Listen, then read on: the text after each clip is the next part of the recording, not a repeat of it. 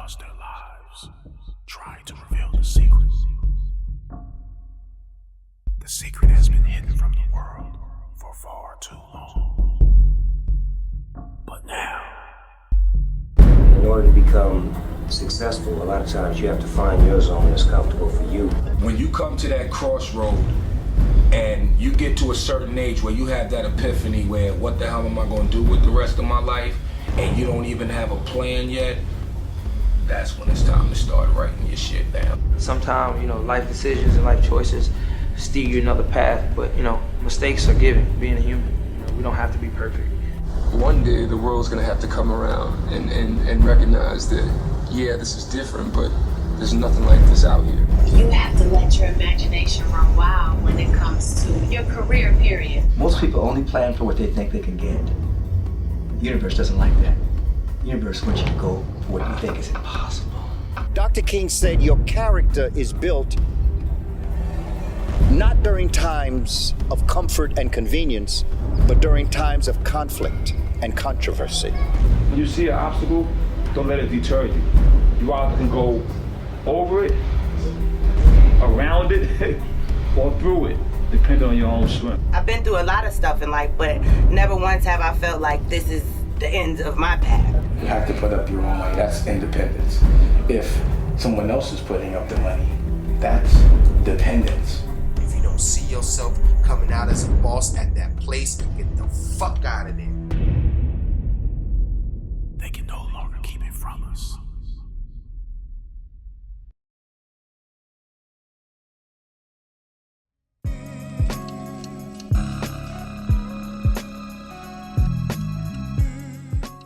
What's going on with the kids, man? How's everything going as far as, the custody battle? I mean, it wasn't really like a custody battle. It's just, how women are, they use the children to hurt you, which I always think makes no sense. It doesn't add up. But, it's a process. And I went to court and they just, there was a lot of allegations made that were crazy to me, just to watch someone that supposedly used to care about me say those things about me just to keep me away from protecting my children. Right. But, to appease the court, I got to do some 6 therapy sessions with Tallulah and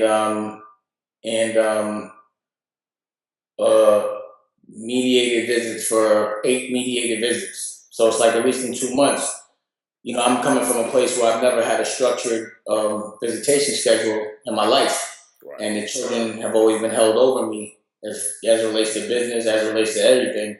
So it's like I kind of will probably get to see my children more without a fight now than I've had to than before. So it's almost like a breath of fresh air. But it's still aggravating to watch people lie about you and say all kind of things that aren't true. Right. But, it is what it is, man. At the end of the day, I just want to be a dad. I think everybody knows I'm a good dad. Everybody knows how hard I fight to be a dad. I raised my son Boogie since he was 8. Definitely.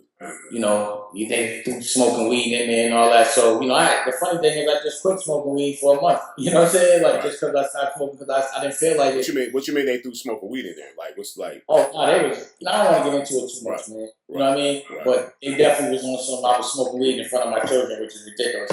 I've never seen you do that.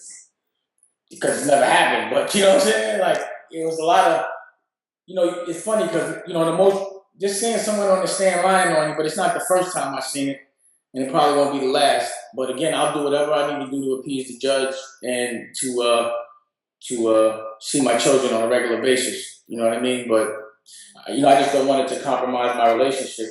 Right. With my I don't want to compromise my relationship with my children going through this. But at the end of the day, it's not the worst thing in the world. I just wish that it wasn't the way people fight each other. It's like the people fighting me the most are the people that are supposed to love me the most. Right. The people that I'm protecting the most, that need to be protected by me the most, they're actually fighting for me not to protect them. And at the end of the day, the root of it is money. And, I don't think my situation is abnormal. I find that a lot of males go through that just want to be dads. Right. It's funny, if you want to be a father, the mother doesn't let you. If you don't want to be a father, not to say that I've ever not wanted to be, but from things I've seen, then the mother knocks you for it. You know what I'm saying? And tries to make you fall. I agree 100%. Yeah. But it's all good. You know what I mean? Yeah. What's going on with I saw that you're doing a show right now with Snoop, Jermaine Dupri, something for BET. What's that all about? It's called Hip Hop Moguls, and I think it just follows us individually, and shows our entrepreneurship. You know, we haven't started. We shot one thing, but I'm kind of curious to see how it's going to be as well. Yeah. But you know, I've been focused a little more on television lately. Okay. Because I feel like on a viral level, we've done as much as we can do. You know what I'm saying? And it's time to take things to a commercial level. Only because people that look at things on the internet are millennial. They're forward thinking. But there's a lot of people that aren't forward thinking that still watch television that need to get the message as well. Right. And also because I built my brands, you know, this is what I've been doing the last 5-6 years, is redefining what Damon Dash means. You know, making Dusko Poppington, not being known for pouring champagne on women and exploiting the culture and yelling and being obnoxious. More about taste, about not trying to jump in front of a camera all the time, about educating and empowering our culture, empowering women, and, you know, having good taste in everything, and experience in life, in clothes, in food. You know, this is this organic way of living. It's a different brand that I'm representing from 5 to 6 years ago, and you know, you have to start from scratch to start a new brand. So is that like that's what it is when you have to when you're saying redefine yourself? Do you feel like that's something that all entrepreneurs have to do from time to time? Do you have to redefine yourself in business? In general, like I think Gary Coleman is a perfect example of that, or Todd Bridges. Right. Of, you know, once you get known for different strokes, that's all people want to see, whether it's negative or positive. That's what they know you. So I feel like Rockefeller is all a lot of people know of me, and what was painted, that picture, this was before the internet. So no one knew that I was fighting for independence back then unless I did backstage.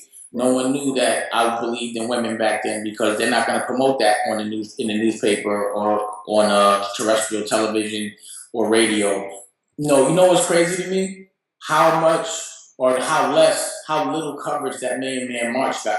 Yeah. I think it's very reflective of. It was called the Millions March, and they didn't put man on it. They put millions, so it was targeted towards everybody. And they got they said it was like over 3 million people out there, but they downplayed it and said it was about like 20,000, 10,000, something silly, 100,000, whatever. But they didn't really get any coverage. The coverage they didn't televise the speech, none of that. Nah, and I remember years ago when Farrakhan used to talk, it used to be on television. Right. So I was really surprised. Now I couldn't make it because of my court situation, and I was going. It actually blew. I was supposed to go to Atlanta. I was supposed to go to Washington, but the kids come first. But I was really expecting to be able to see it covered on television on some level. You know what I mean? So I know how it feels for me when I do something positive, just like the radio show that I did, The Breakfast Club. Right. It was never talked about on terrestrial television. It was just an internet phenomenon. It was just because they don't want everybody to know. They don't want everybody to get that knowledge and that information you were giving out. I mean, that's just what it is. It's like you were dropping too many bombs, too many jewels to put that on terrestrial television. It was so flagrant. It just snuck in. Trippy just snuck in. Governor. But it was so flagrant, the way they just don't show positive or impactful things, and how flagrant it is how they show the most ignorant, stupid stuff. I personally know how the press writes and how they project my life, and it's so off that it really makes me wonder about any other thing that they project or write about. Right. You know what I'm saying? It's like, unless it's on the internet, you almost can't believe it. And just like different things on the internet. Just like what I just saw the other day, they tried to make what you did with something about selling out of court with currency, they try to make that into a negative. How could that be negative? If you settle with somebody, if you come to an agreement, it's an agreement. Whatever it is. Whatever the situation is. But they The made funny thing is, I have no idea about that. Somebody told me about that the other day. I was like, I didn't know we had a settlement on agreement, so I got to call in and see what happened there. How did they make it negative? Just curious. Well, they were making it seem like you were owing him so much money, like you robbed the guy. They tried to make it look like you robbed currency. So how do we say? I'm thinking that the way they made the story look made it seem like you guys met up, went to court or whatever, and it was settled. But you never talked about that to me. You didn't say anything about you settled or you talked to currency. Nothing's happened that I know of, but we'll see. You know, maybe. Right. I think people lost interest in it. You know what I mean? Right. But, you know, again, like I said, the media, just how they tried to make it look like it was a negative thing. Like they said I got pulled out the courtroom, you know, and I lost. I felt like me being able to have this time with my daughter, and in 8 weeks I'll be able to have normal visitation with her. That was a big win for me. You know, I've been going through a lot just to be a dad, and I always do. You know, I go through a lot for the things that I love the most, and that's my children, and that's really been the most impactful fight. Right. But again, the press, I don't know. They I don't know why they do what they do. You know, I mean, I guess it's because it intrigues people, but it really feels like they try to make us look like we're not evolved as a culture. Right. Look like heathens. You want to make you look like a heathen, or like you don't know what you're doing, or you look silly. Right. Right. Not the. I mean, whatever, man. Again, but for you, you are these seasons, like by you being a fighting dad, like a father that fights. Business is the easy part compared to fighting to be a father. That's easy. So yeah, business is nothing because there's no jail involved. You know, there's no one's sick, no one's dying. You know, but when it comes to raising your child, man, that's the most important thing. That's what business is for your children. At least my business. Right. You know, my thing is to invest. You know what they're saying can contradict every single thing that I say. Like I would be abusive to women. That would never happen. Or I'd be abusive to my children, or that would just never happen. But it's really crazy how someone that fights so hard for the right thing is portrayed to be doing something so wrong. It's almost at a scary level.